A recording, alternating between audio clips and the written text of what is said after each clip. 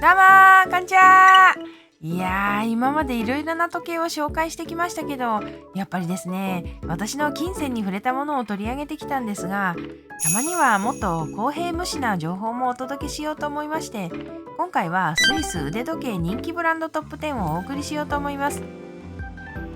でも待てよ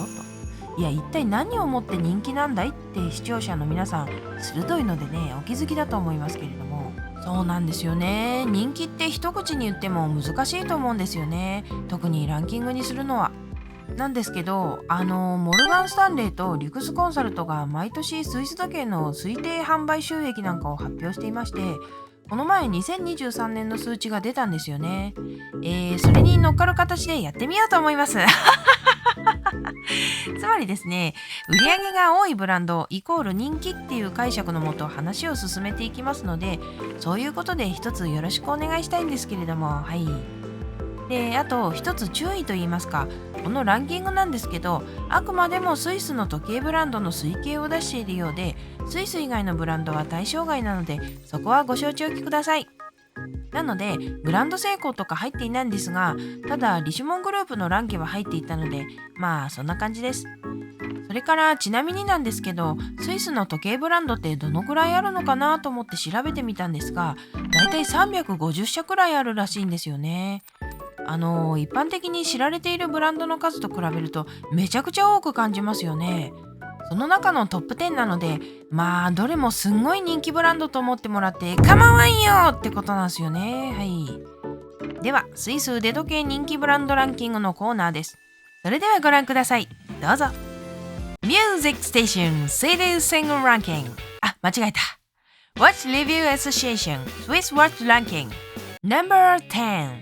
TISO。TISO は1853年創業のブランドでして、スウォッチグループのミドルレンジを担っているメーカーですね。ティソといえば1930年に世界初の対磁性腕時計を開発した実力派でもあります。そしてですね、最近では PRX というモデルが非常に人気がありまして、これがまあデザインが良くて使いやすくて、その上手に取りやすい価格ということで、このチャンネルでもおすすめしたことがありますね。それでこの PRX の人気というのがティソ好調の要因になっているようですね。まあ、ただですね、5年くらい前のデータだとティソは6位だったようなので、相対的には弱くなってきているようですが、とはいえですね、この価格帯の時計ブランドの中では圧倒的に強いですね。はい。No.9 ブライトリング。ブライトリングは1884年に創業したブランドで、まあ時計に詳しくない人にも結構知名度があるんじゃないでしょうかっていう感じのところですね。ブライトリングといえば時計ではなくケーキであるという理念がありまして、その理念の通りクロノグラフが得意なところですね。ブランドを代表するパイロットウォッチ、ナビタイマーとクロノマットはいずれもクロノグラフでして、何かクロノグラフ欲しいなと思ったら必ず候補に入るような、そういう時計なんですよね。だからこれ見て思ったんですけど、アイコンがあるところ強いですよね。やっぱり時計を一目見て、あの時計だみたいな分かりやすさっていうのはいいデザインなんだなって思いますね。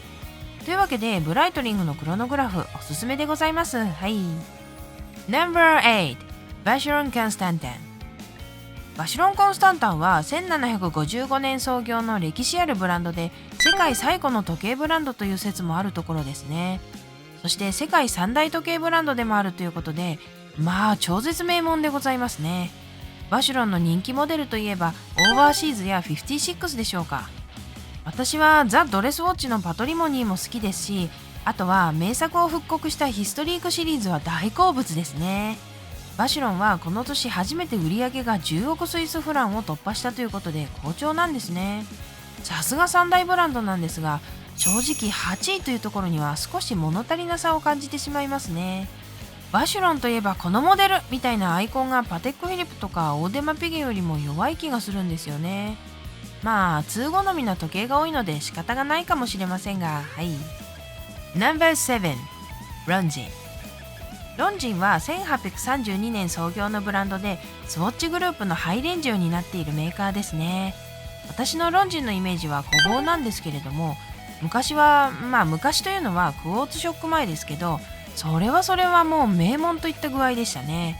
高校野球でいうところの徳島県立池田高校みたいなもんですね。それで時計に関しては最近のものだと190周年記念のモデルとか、あとはそれのスモセコバージョンが秀逸ですね。それで今回7位でしたけど、5年くらい前は4位だったんですね。ロンジンは中国ですごく人気があるそうなんですが、その中国での需要が落ち込んでいるのが原因らしいですね。はい。No.6 リシャール・ミル。リシャール・ミルは2001年創業の比較的若いブランドですね。リシャール・ミルの時計の特徴といえば、軽い、強い、トゥールビヨンではないでしょうか。有名なのはテニスプレーヤーラファエル・ナダルさんが着用しているモデル。トゥールビヨンなんて超絶繊細な機構なんですが、それをつけたままテニスができてしまうというとんでもない時計ですよね。で、すごいのは機能だけではなくて、例えば先ほどのロンジンは推定で年間160万本販売しての7位でしたが、リシャール・ミルの年間販売本数は5600本らしいんですよね。単価が27万5000スイスフラン、日本円で約4600万円。手頃だねという、えぐい感じのところなんですよね。それで6位というのは世間的な景気の良さを感じずにはいられません。はい。No.5 パテック・フィリップ。ついに来ました。パテック・フィリップが5位にランクイン。パテック・フィリップは1839年創業の腕時計界のトップに君臨するブランド。代表的なモデルを挙げようにも一つに絞れないくらいどれもいい時計ばかりですね。プラトラバ、ノーチラス、アクアノート、それから当然ながらコンプリケーションも強い。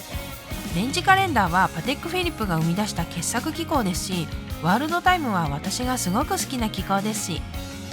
とにかくどの時計も一級品でして、人気もえげつないことになっていますね。買えない。一般人には非常に買いにくい状態になってしまいまして、私も指を加え続けている次第ですね。はい。No.4 オーデマ・ピゲ。続いて3大ブランドの最後、オーデマ・ピゲがランクイン。オーデマ・ピゲは1875年創業のブランドですね。オーデマ・ピゲといえばロイヤルオーク。もはやオーデマ・ピゲというブランド名よりもロイヤルオークというモデル名の方が有名なんじゃないかっていうくらいの勢いです。昨今のラグスポブームの原点となるロイヤルオークは1972年に誕生。記載ジェラルド・ジェンタデザインの傑作ですね。売上的には3大ブランドの中では一番だったということで、さすがロイヤルオークといった感じです。でも5年前は7位だったので、やっぱりラグスポブームの影響は大きそうです。ロイヤルオークも買えないんですけどね。はい。No.3 オメガ。皆さんご存知オメガが第3位。オメガは1848年創業のブランドで、時計ブランドの中でも知名度は屈指ですよね。代表的なモデルは月に行ったでおなじみのスピードマスター、それから名作ダイバーズウォッチのシーマスターなどでしょうか。クロノグラフを選ぶ時の候補に絶対入ってくるのがスピードマスターで、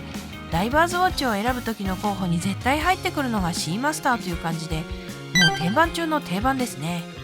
以前 YouTuber の方がおすすめする時計を1000本数えて集計してみた結果を動画にしたんですが、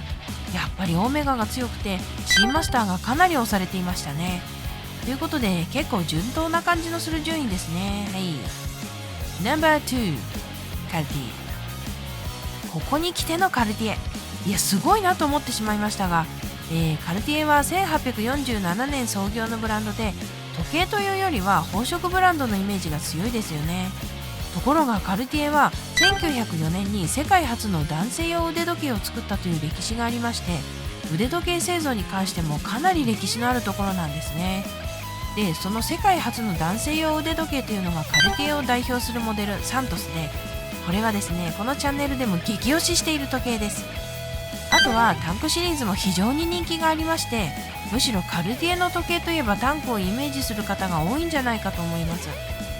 いずれにしてもカルティエらしいデザインが散りばめられていて、フランスのエスプリをゴリゴリ感じるいい時計です。ただ私はこの順位は結構意外でしたね。いや、知名度は抜群ですし、時計も強いのはわかるんですが、専業のメーカーより上というかオメガより上というのが驚きですね。それだけいい時計を作っている証拠だと思いますが、はい。No.1 ロレックス。でしょうね。いや正直それしか感想はないです。はい。とはいえ一応ロレックスは1905年創業のブランドで、高級腕時計界ナンバーワンの知名度を誇る泣く子も黙るロレックスですね。時計に詳しくなくても知らない人いないんじゃないかっていうくらいですよね。それでロレックスがすごいと思うのが、いろんなモデルありますけどどれも人気。デイトナ、サブマリーナ、GMT マスター2、デイトジャスト、デイテイト、エクサブロー、本当にどれも人気。人気すぎて正規店で買うためにマラソンランナーが続出しているっていうのが現状ですね。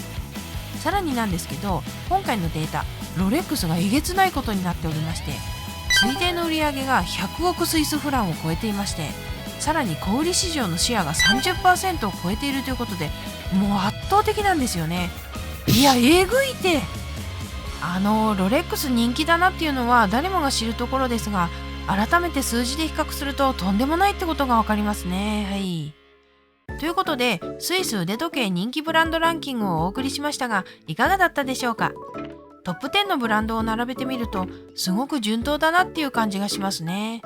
ティソのような比較的手の届きやすい時計を扱っているところから、パテックフィリップ、そしてリシャール・ミルと超絶高級腕時計ブランドまで幅広くあったのは見ていて楽しかったですね。はい。では今回はこの辺で失礼します。それではみんなあったかくして寝ろよ。今回のランキングなんですが、我が愛するジャガールクルトがどうだったかというのを最後に話したいんですけれども、14位だったんですよね。しかも5年前が10位で人気が相対的に落ちてきていましたね。おそらくですけど、ジャガールクルトってレベルソとかマスターのイメージで、いわゆるラグスポ的な時計って弱いじゃないですか。だからだと思うんですが、寂しいところではあります。まあ今後ドレスウォッチの波が来ればジャガールクルトも盛り返すと思うので、引き続き押していきたいとは思います。はい。それでは。